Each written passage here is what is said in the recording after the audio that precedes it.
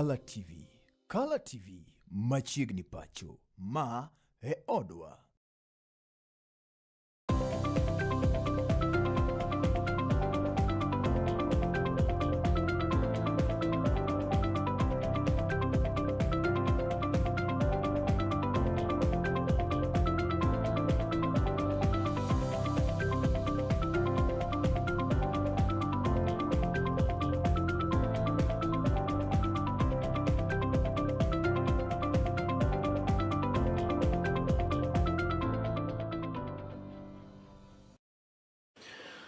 Amosi ni imore kamoro moro ma intie janeno mar kalatvlive en odiochieng' mar ngeso tarik 30 dwe mar 5 saa achiel mar odhiambo kama warwakini machiegni weche manyien gi thuolo masani ka jasomo en an Rogers Odhiambo kama bende jaloko marwa en David Abil.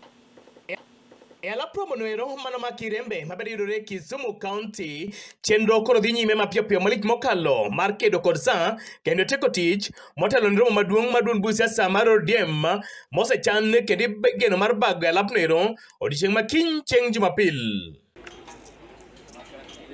Wach bende nochuno jotelo moko mondo ni ochopie gwenge weko mar go wang'i kendo rango ni chenro osechopo e okang' machalo nade. Kabende koro ne giyango ni romo maduong' mar by Dr. Uburu Oginga as the leader and the chairman Gladys Wanga. And you can see the preparations are here. We have the podium, we have the area where people will be. We are expecting up to 30,000 people. Bogachen maket kod mandi bendo sen Machiegni kod jod buranero mano mamadhare migosi Antonio Luoch. Jana chama cha ODM.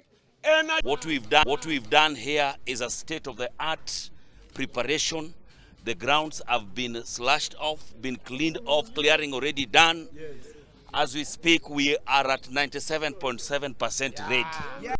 Kabende okwa oganda duto ni kinyo chopia alap tukene Roma Kirembe kama koro wacho ni odong' mana kuana tamalo matin to tije koro rume alap maket kod mano. We are about to have the best cause lead. Amigos James Orengo.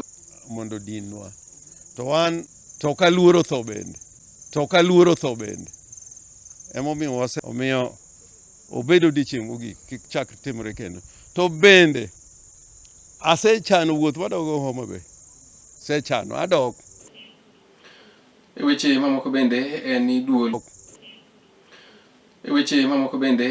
duol mochung'ne weche makelo kanyakla oganda jo Kenya kata National Cohesion and Integration Commission ogolo siem ne josiasa mondo mi owere kanyo kod tim mar siaya tulo e kind jo Kenya motelo ne yiero maduong' mabiro.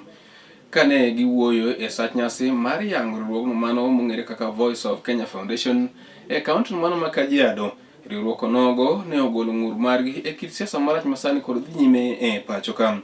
That drops into your phone. Mano mabuda langi e kaunti mano ma Busia ne okakono maken ma puo jatend duond bura mano mar ODM migosi Uburu Oginga kuom ne nyayo kwe maneno ni jo Kenya obiro kanyakla achiel molote duond bucha ariyo mane opogore pare kinde machien kocha. Nowacho ni ma en ranyisi manyiso ni koro gidwaro wuotho kanyakla achiel. Kama bende no oseyo moko kuom josiasa matimo siasa mag pogo jopiny kowacho ni tudruok no mantie en mano makare kendo biro miyo jo Kenya goyo kang' ka dhi nyime. Msikubali kutumiwa na wanasiasa Andago obiugo goke pon mamalo oseyo tend piny owacho machon mar ker manosedhi Pacho Uhuru Kenyatta kuom nere ng'iyo weche mamulo ngima jotich e kinde manene telo ma pacho kani to koro sani oseyo telo mantie e weche makamago. Kanolose kaunti man Kakamega Atuno wacho ni ok ber ka koro jatend piny macho. Pia tunajua ya kwamba hiyo institution kuna mambo ya standard procedures ambayo ilifaa kufuatwa. Number 1, tunajua ya kwamba kuna mine machone county man Makirinyaga no kai wambo ingirishi ne wuok oko mar poyo kang' mano kaw kanyo kod bad migano mano madoho